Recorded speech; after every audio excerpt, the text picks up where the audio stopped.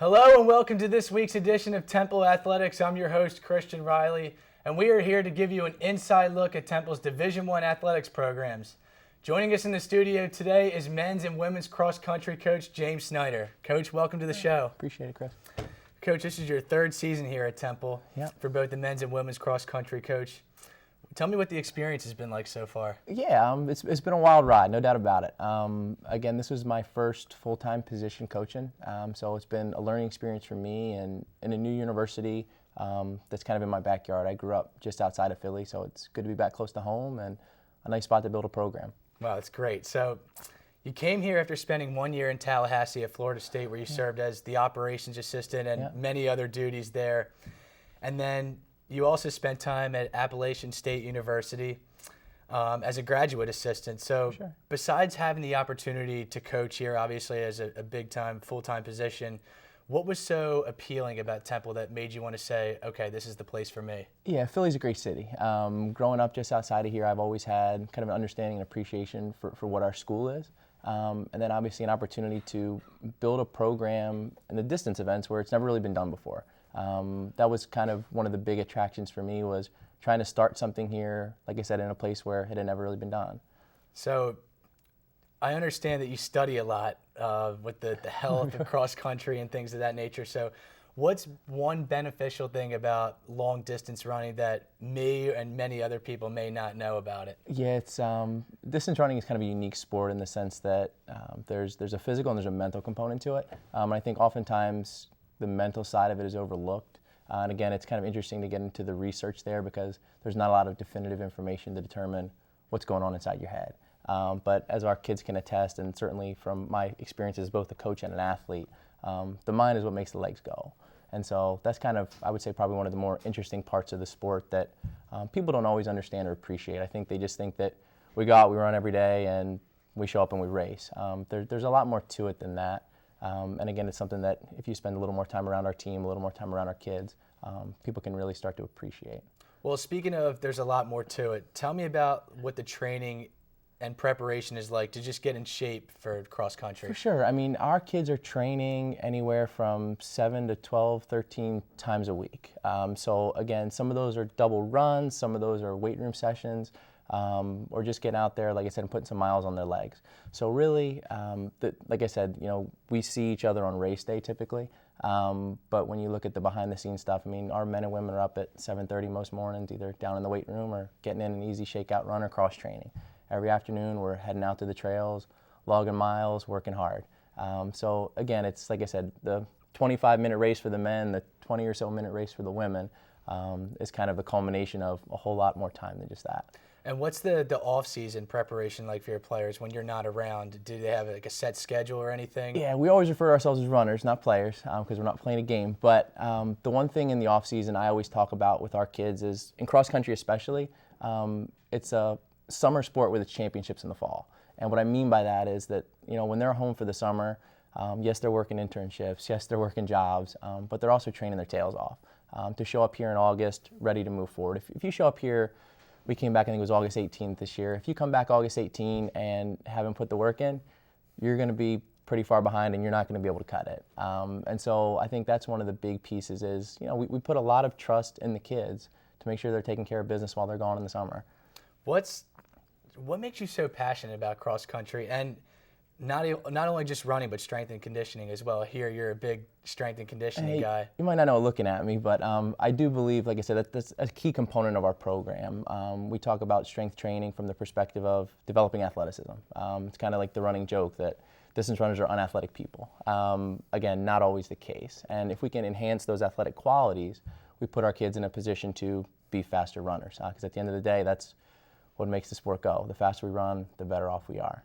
Expand upon about what the importance of resistance training is for distance runners. Yeah, so I think the biggest thing, when we think resistance training, people always equate that with developing muscular strength, which is certainly a component of what we do.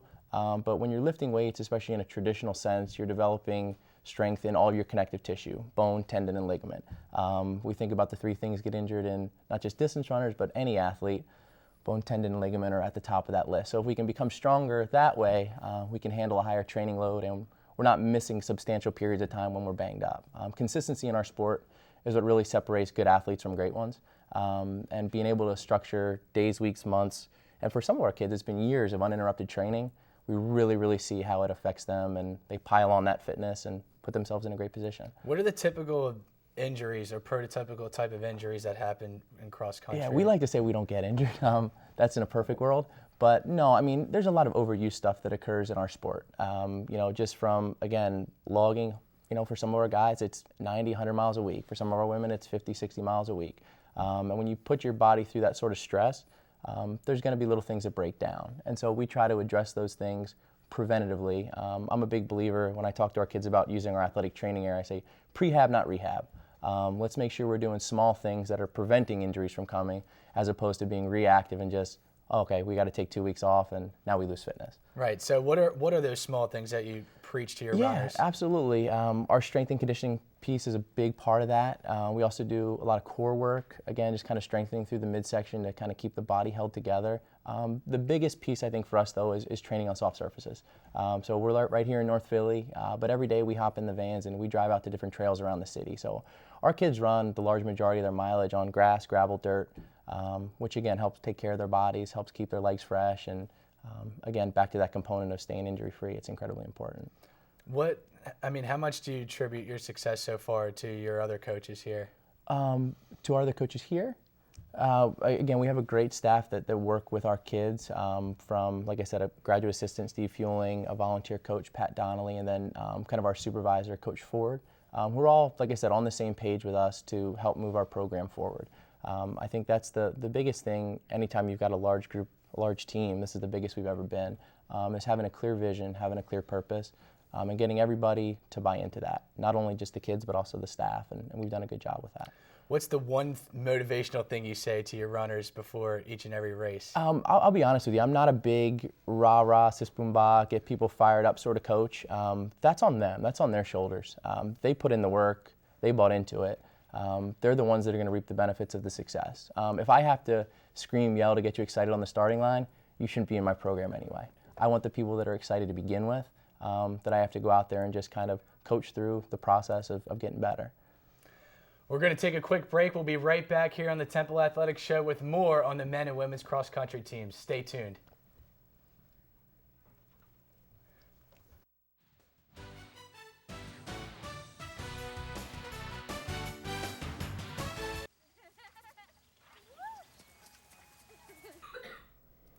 Welcome back to the Temple Athletics Show. Joining us right now in the studio are student athletes from the cross country team, Alex Izuski and Matt Cajun. Guys, welcome to the show. Thank you. Thank you. So first, let me start off with how's the semester going so far? What are your majors, and how's it going, and how are you maintaining that balance with running and with your classwork? Semester's going well. I'm a finance major, so I have one semester left after this, so I'm getting close to the end. And this is obviously my 5th year running, so I've learned to balance that over time, and everything's been going well with running and both academics too. Yes, I'm a film major here. This is my last semester. Also finishing up some stuff with the business school. So handling all of that, as well as coming down to my final season in cross country, is really exciting, and kind of to keep the two apart, is a little difficult, but so far so good. Now, typically your races are like week after week. So what are the challenges like to just get up and be ready to compete week after week? You don't think about it. Go day by day, and just do what you have to do in order to go to practice healthy, keep a level head, and we've been doing this for a while now, so it's kind of easy to get out there and just run and enjoy the weather while we have it. Yeah, I agree. We kind of just take one race at a time, not like too far ahead, and just kind of go day by day, and we enjoy the process, and it's fun. It's fun for us. Now, tell me about when you both first found your passion for cross country, and did you really understand that someday you did want to race in college? Yeah, I think so. It was back in my freshman year of high school. I originally wasn't a runner; I was a swimmer, and I kind of made that transition to give running a try. And initially, I didn't like cross country, So when I had a successful first season, and then kind of never looked back from there, and it's been a great process since then. Yeah, I probably started a little bit earlier, back in middle school. It's just it's just been a ride. Just been running every day and enjoying enjoying the competition, enjoying the family that comes with it as well. Now, you said you were a swimmer. Did you really not have as much appreciation for cross-country runners when you were back in high school? I don't think it's just that it was something different, and I don't know. I get out of the pool and like my knees would hurt or something would just like different things would hurt, and I just wanted to get back in the pool, and then I decided to give it a try for my freshman year, and then kind of had good success off of what I'd run, and I decided maybe I should keep going with this, and ended up performing really well, and now I'm running here in college, so yeah. What's the experience like to play for Coach Snyder, Coach Ford, and Coach Fueling? It's a good experience. We have a solid staff with us, and through my career here at Temple, we've had our ups and downs, but now it's really come down to a solid base, and as far as training goes, it's top of the line. I really trust all the training and the whole staff here. It's a really good team. Yeah, I'd agree. I think that one of the biggest things we've had with Coach Snyder for the past 3 years has just been consistency, which is a big thing he's talked about. So I think that's been a really big, really good for us as distance runners, just having that one coach and being able to stick to one training plan. Now, Alex, you're a transfer from the University of Florida, so yeah. Tell me what led to your decision to transfer here to Temple. Just things at Florida didn't really go as well as I'd hoped my first year. My brother was there at the same time too, but he was going to be graduating, so I was looking at being at Florida for the next 4 years on my own, and then just wanting to come back home. And my sister was actually already at Temple at the time, so it kind of made for a smooth transition for me. And I initially didn't come to Temple wanting to run, and at the last minute I just kind of decided, there's no pressure on me to perform. I just come in here and, run, and then, I kind of had success from there, and, here I am today. Right. So, Matt, last season you were named Temple's Institutional Male Scholar Athlete of the Year. Where does that award rank among the many things that you've achieved here during your time at Temple? It's high up there. I'm really appreciative that I was awarded that.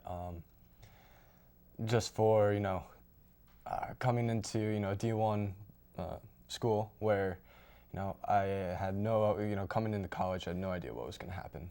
I knew I wanted to run. I knew I wanted to get into film work.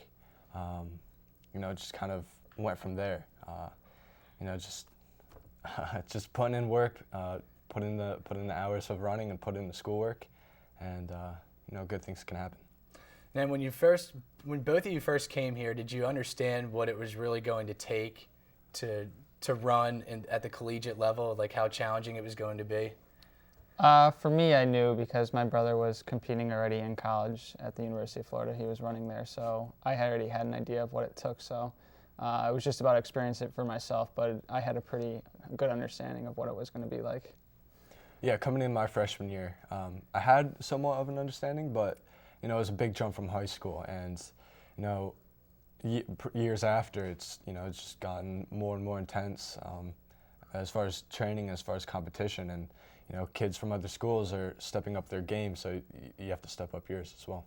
Do you have any flashbacks to that first experience that you had, your first meet here, even at Temple or with you at Florida, and what was that like? For me, it's just thinking like how much further an 8K was from a 5K in high school, and now I'm used to running a 10K, so it's just been like, getting that time in your legs, and the adjusting to it has been like the biggest thing now, where it's like it's no big deal for us to go out and run an 8K. Yeah, same. It's just, I guess, all about, adjusting your body to the distances that we run now. So let's get into the season. You guys just raced at the Princeton Invitational last week, and coincidentally enough, that's where you will be racing at the NCAA Regionals here in a couple of weeks. So how beneficial was that to really already have familiarity with the course, and is it really going to help here in the next couple of weeks? Yeah, it definitely will. I mean, we also did a workout out there back in our preseason. Our first week here, so the familiarity with the course, and even with the competition that was there, a lot of the teams that we just raced this past weekend will be at the regional meet. So both are going to be very beneficial for us going into regionals in 3 weeks. Yeah, pretty much the same thing. It was really good to see how quick the course is. Beautiful area. We got to see the competition that we're up against, and having that race under our belts, we're able to adjust, and we'll have to adjust for the 10K as well. So, yeah, we'll go from there. Now, do you both have any individual or team expectations from here to the rest of the season? I think as a team, we definitely want to, improve a lot from what we've done the past few years in this conference. Definitely, we feel that as a team, with the depth that we have now, we can move into like the top 3 in the conference. And I think individually, we're going to be fighting for one of those individual national spots at regionals. Yeah, high expectations for sure. We have a solid team under us. Definitely a young team, good handful of freshmen. We expect more to come in as the years go on, and just want to progress from here. Get it. Show Temple that we could get in the high spots at conferences. Well, guys, thanks for your time. I really appreciate it. Best of luck the rest of this season and in the future as well. Thank you. We'll be right back here on the Temple Athletic Show with more on the men and women's cross-country teams. Welcome back to the Temple Athletic Show. Joining us right now in the studio are Blanca Fernandez and Katie Pinson from the women's cross-country team. Ladies, welcome to the show. Thanks. Thanks for coming on. So tell me about how the semester's going so far, how your classes and managing that workload between school and obviously competing on a weekly basis. It's been good. It was definitely a transition. I'm a sophomore now, so my first year it was a lot of figuring out what I needed to do, how to balance that. So now I feel like I've gotten into a balance where, you wake up in the morning, you have your class, you go to practice, and then you spend the rest of the day studying. So it's definitely a challenge, but I feel like I've risen to that and figured it out. And for me, I just landed last January, so I'm trying to adapt still. But I'm senior already, so I don't have choice. I have to be adapted already. And I think I'm doing pretty good. Classes are a challenge every day just because of the language. Well, I think I'm surviving. Right. So, classes are a challenge, but tell me about the challenges, what it's like to train for cross country. So, what are the different hurdles that you need to get over, to get your endurance to where it needs to be for the season? Well, a lot of our training is just being on your feet. We put in a lot of miles. There's workouts as well, but a big part of it is how much time you spend on your feet. So if you're coming into the season after your summer of training and you didn't maybe put in as much mileage, you're already behind. But it's also, you can adjust and adapt, and you can get in that time on your feet and make it work for you. I don't know. I think the biggest challenge is that we are running 45 miles a week, so that is exhausted. I bet. Yeah, it is, and we do it quick. So that with classes, we are traveling almost every weekend, and we try to do that with our teenagers' lives. So if you put all together, it's like, I don't know, it's challenging 24 hours a day. Do you ever get a break? What are the what's your off-season schedule like in terms of getting ready for this season or training during the off-season? Well, we have very little actually not on your feet, not doing anything at all time. But we do take some time in between the seasons where you take a couple days off and then you start rebuilding. And that rebuilding process is a little bit, we think it's a little easier. But so there's a few less miles, we're doing less intense workouts, but you're ultimately building for the season in cross country. Well, I think after every season we need a 7 days break. Yes, mentally we need to think that is healthy. So yeah, I could say that at least 2 weeks after every season is the time that we get to, enjoy with friends, going out for a bit, forget that we are athletes, and then come back with the strength again and, excited for the next season. Right. When did you both find your passion for cross country? Tell me about when the first day was you decided, okay, I'm going to run. And did you decide, like, did you have an idea that you were going to be able to run in college? Is that what you wanted to do from the very beginning? Well, for me, I had no idea I was ever going to run cross country. I started as a soccer player. I played soccer for a long time. I played through high school, and then my senior year was my first year of cross country. And even when I was running, I didn't know I was going to run in college. It was just kind of something that, okay, I'm pretty okay at this here at home. Let's see if I can even run in college. And then I was recruited from there. But initially, I had no idea. So since you were a soccer player, was it an easier transition because of obviously all of the endurance that it takes to play soccer? Was it an easier transition to just jump into long distance running? I don't know. Soccer is a lot about strength and power, so I think that was very beneficial for me. It kept me away from injury when I was running, but you get here and it's very, very different. There's it's completely different, but I do have soccer to thank a lot for my initial like musculature and strength and like quick speed. Well, for me, I was playing volleyball and running at the same time at high school, but I'm kind of clumsy. So I think running is the only thing that I could do like good enough to be in the college team. So yeah, we just love it, and for us it's easy to do. I think that is the key. So Blanca, you're the only senior on the team. Tell me what it's like to be, I mean, you're essentially the main voice of the team. Tell me what that experience is like. I'm experienced that, like, I feel freshman because everything is new here for me. The country is new, the team is new, the system is new, everything is new. So I'm the senior, but I don't feel senior. I'm just older than them, so sometimes I feel like a grandma. But the rest of the time, I don't feel that I'm older, and I don't feel that I have to teach them. We are learning from each other, so that is pretty good. There is no differences between, I don't know, the different ages. So recently, let's talk about the season right now. Blanca, you've won your last 4 races, most recently at the Princeton Invitational, and Katie, you finished 42nd out of 206 competitors that was. So what are your individual and team expectations from here until the remainder of the season? I think ultimately our goal coming into the season was to advance through the conference meet and through the regional. We want to get Temple's name out there. We want to be that team that people are a little bit surprised is there, but is also competing at a high level.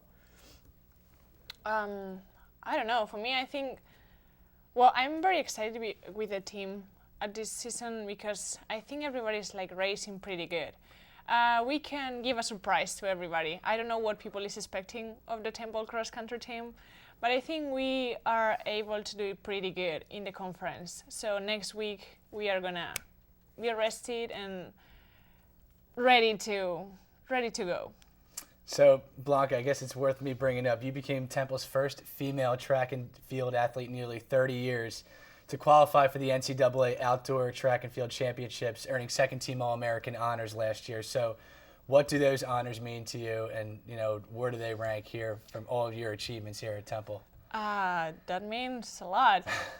I wasn't expecting doing so good last season because, well, it's my first season here. You don't know how it's going to be, if you're going to make it work. But yeah, everything was on the paper, and I cannot ask for anything else. I just would like to repeat next season and being All-American again for the cross-country season. So, I don't know, we are working really hard, so that is a possibility. Well, ladies, thanks a lot for coming on today's show. I appreciate your time. Best of luck for the rest of the season and in your academics as well. That's all the time that we have today for the Temple Athletics Show. Stay tuned for next week, and we will have more on the Temple Division I athletics programs. Thanks for watching.